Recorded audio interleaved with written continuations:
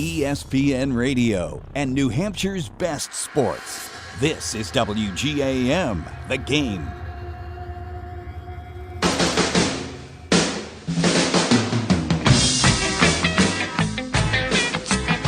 Welcome back to the New England Golf Radio Show. I am JJ Truman. I got Chris Arkan back there playing. What is this, Chris?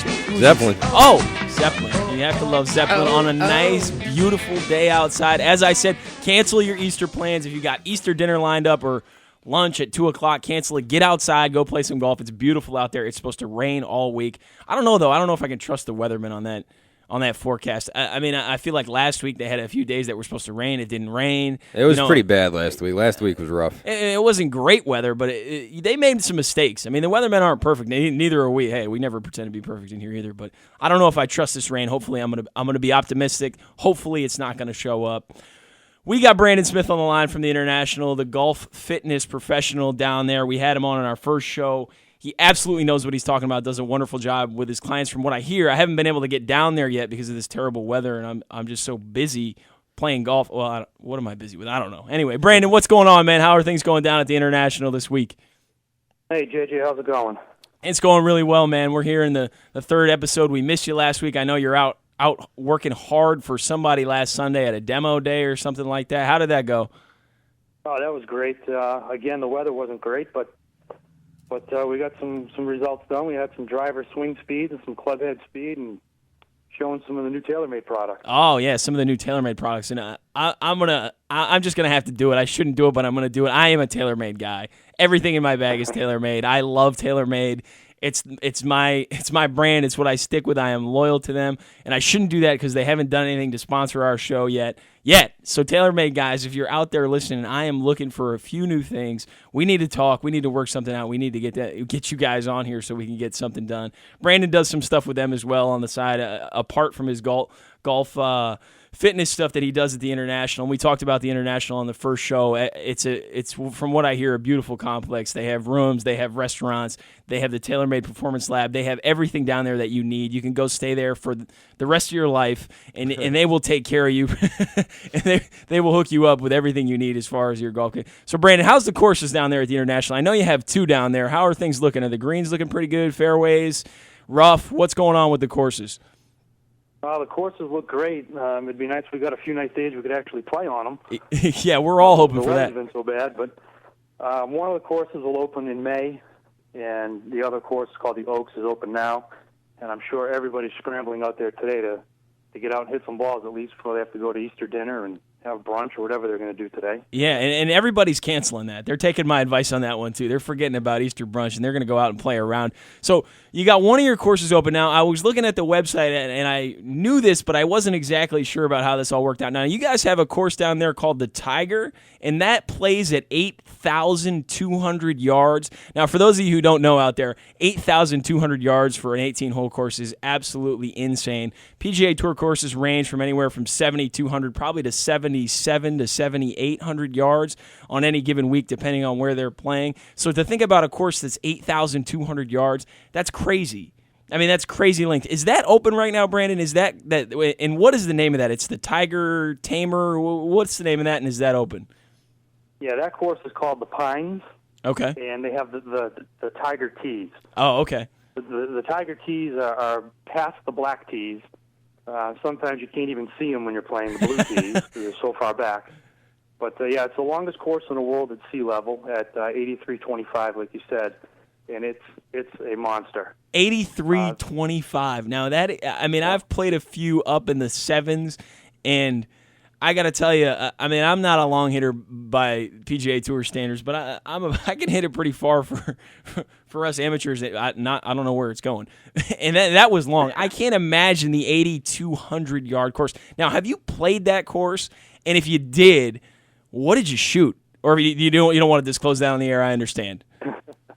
I have played the course. I have not played it from the Tiger Tees. You haven't played it from the Tiger Tees? So you've resisted? No, you need to be certifiably insane, or you have to get into they have a tournament on the longest day of the year, which I believe is in June sometime, 21st maybe. Yeah, right around the longest solstice. course in the world on the longest day of the year, and it's a good 7.5 hour round.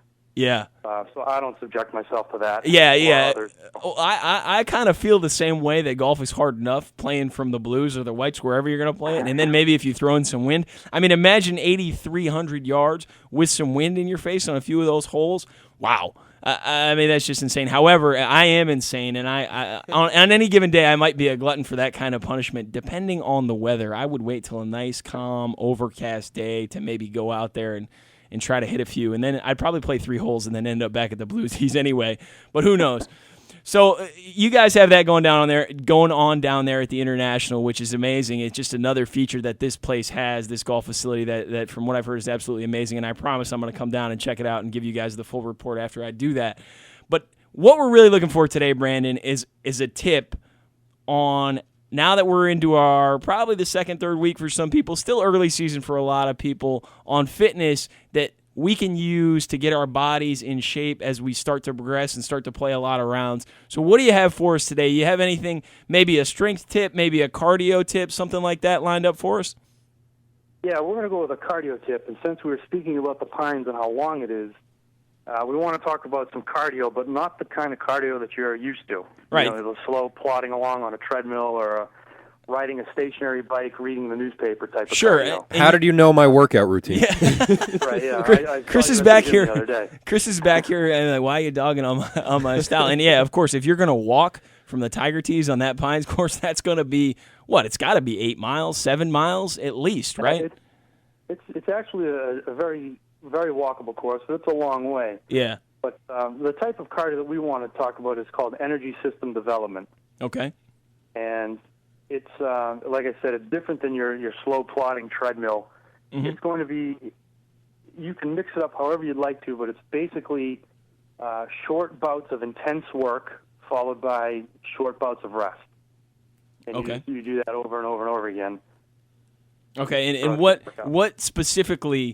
specific thing can you do? I mean, should I get on the treadmill and run as fast as I can for 10 seconds and then slow down again, or should I just? Absolutely. I probably might avoid the treadmill altogether if I could. Maybe try to do it outside. I know some people like to run sprint telephone pole to telephone pole. Is that something that you would recommend for this energy system training?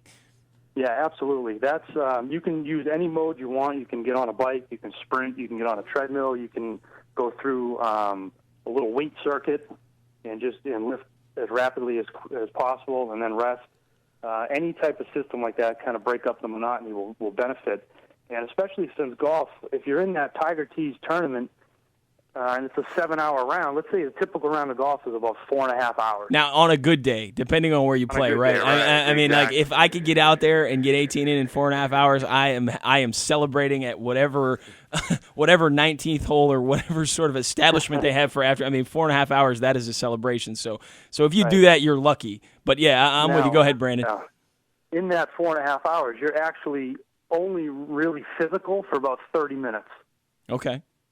So if you train on the treadmill and you run long distances, you're really not going to benefit your golf performance. I mean, you're going to do a little health benefit, but not specifically for golf. Because let's say you stand over your shot, you get your pre-shot routine, you stand in your setup, and you pull the trigger. That takes 15, 20 seconds. Yeah, I mean, unless you're Sergio back in the 90s, who was standing over it for about 45 seconds. And if you're doing that out there, stop it, because you're slowing down play. So just don't do that, right? It's not that important. Just hit the thing. But so the interval training. Now, what would you recommend for a time? Now, I said 10 seconds. I was a little bit joking there. Would you say 30 seconds on, 30 seconds off? No, would you say a minute on, a minute off? 10 seconds is actually right on the mark. That's going to improve. There's a couple of different energy systems in your body that this will target, without getting too scientific. But sure, high-intensity work is about 12 seconds. Okay. So that's real high intensity. You could also go for a full 2 minutes and then rest for 2 minutes. Okay. So, yeah, 10 seconds is right in the ballpark. And you can get the good thing about this energy system development stuff is you can get a quality workout done in about 20 minutes. Yeah, now that's what I'm talking about right there. That's going to crush your cardio workout. Your heart rate's going to be up probably twice as high, and it's actually going to benefit you longer in the day. Your metabolism will stay up higher for longer post-workout than it would if you just did a regular slow running workout or a slow bike. Right. So a nice sample would be, you could warm up for, let's say, 3 minutes. Do any type of activity to warm up. Mm-hmm. Then you're going to go into your first set of hard work for about 2 minutes, and then you're going to recover for 2 minutes. And recovering, let's say you're sprinting on the treadmill, so you sprint pretty fast, and then you bring down the speed, you kind of walk. You don't stop, but you just walk nice and easy for 2 minutes, and then pick it up again. They do that about 3 times, then take a nice, easy, about 3-minute cool down, and if I can do math here, that's about 18 to 20 minutes of total work. That's so interesting. You just alternate that work and rest. Let's say you're going to do 2-minute cycles, work, rest, do 3 or 4 sets, a little warm-up, a little cool-down. You've nailed it in about 20 minutes.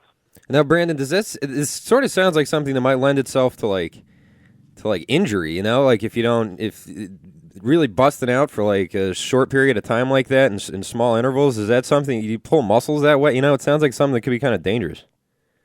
No, you typically will do the energy system at the end of the workout. Mm-hmm. So after, we're already warmed up, we're already loose. After a good warm up in our weight work, we do energy system last. Okay.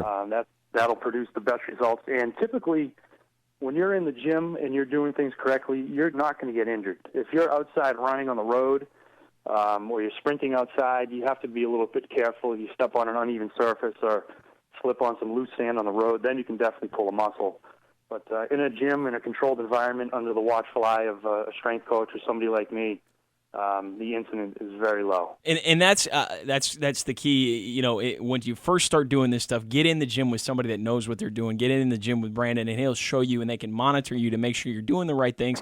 And then maybe they give you a program, and you take it out, and you execute that on your own after that. And I like the idea of being done in 20 minutes. I mean, if you can get your workout done in 20 minutes, that is a bonus for everybody. Because a lot of people, they want to work out, but they don't have a ton of time to go to the gym, or they don't want to get up at 4 o'clock in the morning and go to the gym before they go to work, or they have other things that they need to do. They want to get out on the golf course, more importantly, and get some things done. So 20 minutes of doing this sort of interval training, 10 seconds off, 10 seconds on, 2 minutes on, 2 minutes off. If I got that right, that's something we should all look into. So contact Brandon if you're out there listening and you didn't get a chance to write all that down, or you didn't get a chance to memorize it, so you can understand what he's talking about and he can explain it to you a little bit more in depth. Now, Brandon, do you think that strength training plays an important role with this cardio, or would you just suggest cardio?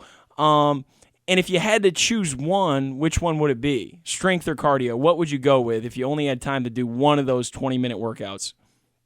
Well, my answer is going to be yes.